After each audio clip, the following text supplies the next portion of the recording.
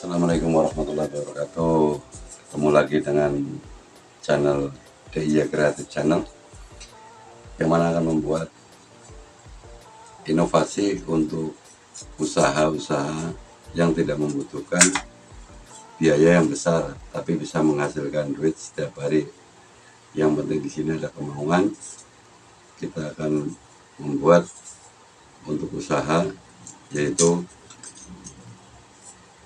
parutan serbaguna ini. Ini bahannya satu, ini saya jelasin. Ini pakai plat nomor. Plat nomor kita lubangin pakai paku. Ya, kita lubangin pakai paku.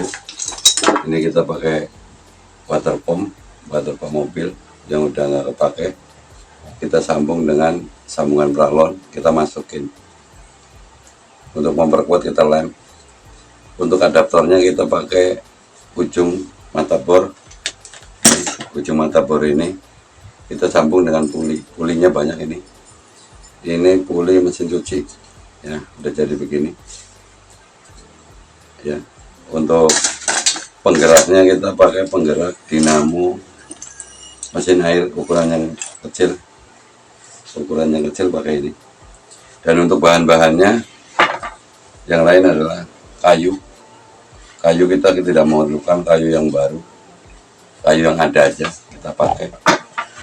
Untuk proses perakitan, lanjut aja, kita langsung membuat dan merakit alat untuk usaha parutan singkong dan parutan kelapa ini. Kita lanjut aja, kita rakit.